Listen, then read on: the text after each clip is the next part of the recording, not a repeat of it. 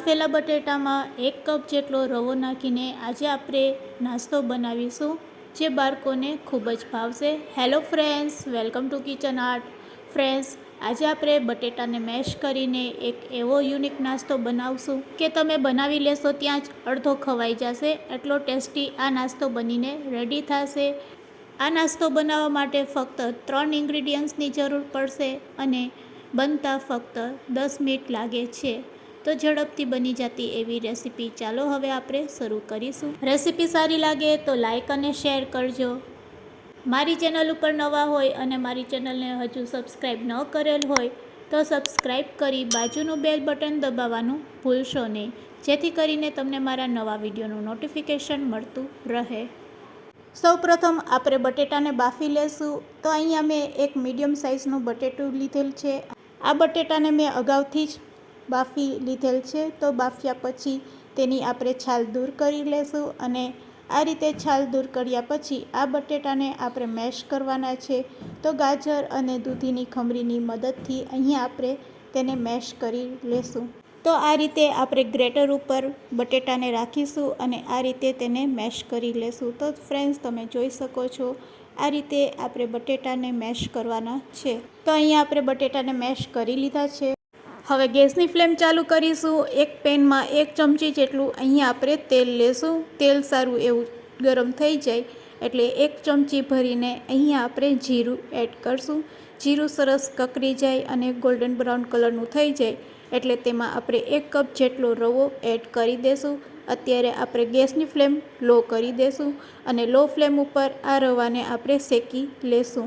રવાને શેકાતા બિલકુલ વાર નથી લાગતી, બસ આ રીતે આપણે તવેથાથી અથવા તો સ્પેચ્યુલાની મદદથી તેને આ રીતે લો ફ્લેમ ઉપર શેકી લેશું। 2 મિનિટમાં જ આપણો રવો છે એ સરસ શેકાઈ જશે।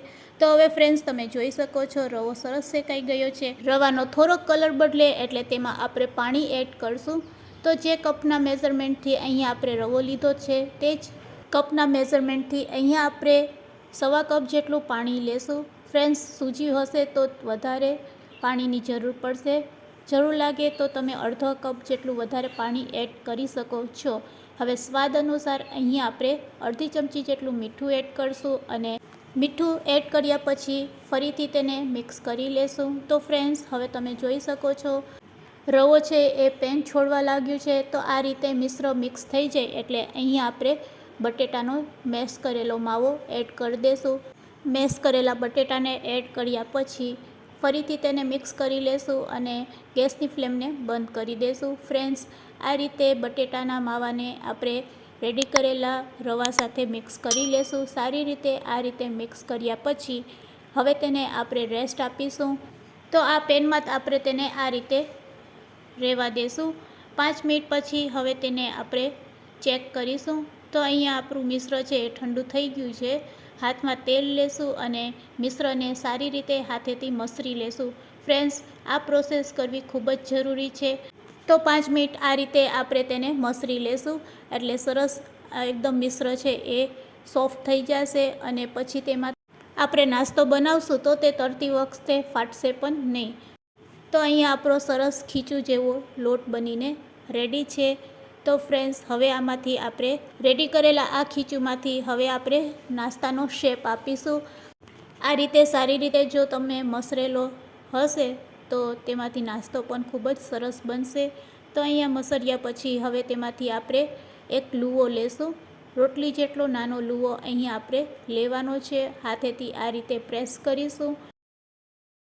સરસ શેપ આપ્યા પછી વચ્ચે આ રીતે વેલણની મદદથી કાણું પાડી લેશું। તો ફ્રેન્ડ્સ, અહીંયા આપણે ડોનટનો શેપ આપી રહ્યા છે। તમારે આ ખીચુંમાંથી બીજો કોઈ શેપ આપવો હોય તો આપી શકો છો। અને ફ્રેન્ડ્સ, આ રેસીપીને તમે કયું નામ આપશો તે પણ મને કમેન્ટ્સમાં જરૂરથી કહેજો અને આ રેસીપી તમે ક્યારેય બનાવી છે કે નહીં તે પણ મને કમેન્ટ્સમાં જરૂરથી કહેજો। તો આ રીતે આપણે બધા ડોનટ્સ બનાવીને રેડી કરી લેશું। તો ફ્રેન્ડ્સ, તમે જોઈ શકો છો આ રીતે આપણે રેડી કરેલા મિશ્રણમાંથી થોડોક લુવો લેવાનો, હાથમાં પ્રેસ કરવાનું અને બસ વેલણની મદદથી અથવા તો ટચલી આંગળીથી પણ તમે તેનો શેપ આપી શકો છો। તમને જે રીતથી સહેલું લાગે તે રીતે તમારે બધા ડોનટ્સ બનાવીને રેડી કરી લેવાના। તો ફ્રેન્ડ્સ, અહીંયા આપણા બધા ડોનટ્સ બનીને રેડી છે આ ડોનટ્સને હવે આપણે ડીપ ફ્રાય કરવાના છે. આ રીતે તમે આ નાસ્તાને બનાવીને ફ્રીજમાં પણ સ્ટોર કરી શકો છો. આ રીતે રેડી કરીને તમે 2 થી 3 દિવસ માટે ફ્રીજમાં સ્ટોર કરી શકો છો. એરટાઇટ પોલિથીનમાં ભરીને પણ સ્ટોર કરી શકો છો. તો ફ્રેન્ડ્સ, હવે તેના માટે આપણે એક સ્પેશિયલ મસાલો બનાવીશું.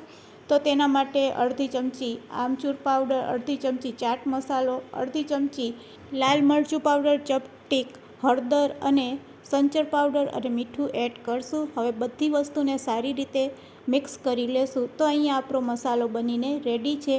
આ મસાલો ન બનાવવો હોય તો પેરી પેરી મસાલો રેડીમેડ મળે છે, તેનો પણ તમે ઉપયોગ કરી શકો છો.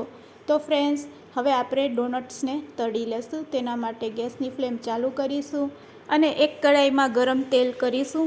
ગરમ તેલ થાય એટલે આપણે ડોનટ્સને તેમાં એડ કરશું. આ રીતે જારામાં રાખી અને પછી તેલમાં એડ કરવાના. ગરમ ગરમ તેલ ઉડે નહીં તેના માટે આ બેસ્ટ ઉપાય છે. તો આ રીતે સહેલાઈથી તમે એડ કરી શકો છો. ગરમ ગરમ તેલમાં ડોનટ્સ એડ કર્યા પછી તેને આપણે હાઈ ફ્લેમ ઉપર થોડીક વાર પાકવા દેશું. અહીંયા લો ફ્લેમ નહીં પણ હાઈ ફ્લેમ ઉપર આપણે તેને તળવાના છે અને એકદમ ગોલ્ડન બ્રાઉન કલરના થાય પછી જ તેને પલટાવશું. તેને ચેક કરવા માટે આ રીતે ચાકુનો ઉપયોગ તમે કરી શકો છો. તો ફ્રેન્ડ્સ, હવે તમે સમજી ગયા હશે કે આપણે કયો નાસ્તો બનાવી રહ્યા છે બાળકો માટે. તો બાળકોને ભાવે એવા પોપરિંગ આ રીતે તમે ઘરે બનાવીને બાળકોને ખવડાવી શકો છો. આ રીતે બનાવેલા પોપરિંગ બાળકોને ખૂબ જ ભાવશે અને પછી તેઓ ક્યારેય પણ માર્કેટના પોપરિંગ ખાશે નહીં. જ્યારે પણ બાળકોને મન થાય ત્યારે તમે આ રીતે તેને 10 મિનિટમાં બનાવીને ખવડાવી શકો છો. તો ફ્રેન્ડ્સ, હવે તમે જોઈ શકો છો આપણા પોપરિંગ છે એ ગોલ્ડન બ્રાઉન કલરના થઈ ગયા છે. તો તેને આપણે તેલમાંથી કાઢી લેશું. તો ફ્રેન્ડ્સ, આ રીતે આપણે બધા ડોનટ્સને તળીને રેડી કરી લેશું. તો ફ્રેન્ડ્સ, અહીંયા આપણા બધા ડોનટ્સ છે એ તળાઈને રેડી છે. રેડી કરેલા આ પોપરિંગને હવે આપણે એક ડીશમાં કાઢી લેશું. તેના અવાજથી તમને ખ્યાલ આવી જશે કે આપણા પોપરિંગ છે એ કેટલા પરફેક્ટ બનેલા છે. તો ફ્રેન્ડ્સ, હવે આપણે રેડી કરેલા મસાલાને તેના ઉપર સ્પ્રેડ કરી દઈશું. તો રેડી છે પોપરિંગ. બાળકોને ભાવે એવા એકદમ ક્રિસ્પી એવા પોપરિંગ બનીને રેડી છે. હું તમને તોડીને પણ બતાવું છું. ફ્રેન્ડ્સ, ટમેટો કેચઅપ અથવા તો ચટણી સાથે પણ આ પોપરિંગને તમે ખાઈ શકો છો. ખૂબ જ ખાવાની મજા પડે છે અને મારી ગેરંટી છે કે બનતા જ બાળકો ચટ કરી જશે. તો હવે તેને સર્વિંગ પ્લેટમાં લઈ લેશું અને સર્વિંગ પ્લેટમાં લીધા પછી તેને આપણે ટમેટો કેચઅપ સાથે સર્વ કરીશું. તો ફ્રેન્ડ્સ, આજની આ રેસીપી તમને કેવી લાગી તે મને કમેન્ટ્સમાં જરૂરથી કહેજો અને રેસીપી સારી લાગી હોય તો તમારા ફ્રેન્ડ્સ, મિત્રો સાથે શેર કરવાનું ભૂલશો નહીં. Thanks for watching. ફરી મળીશું એક નવી રેસીપી સાથે.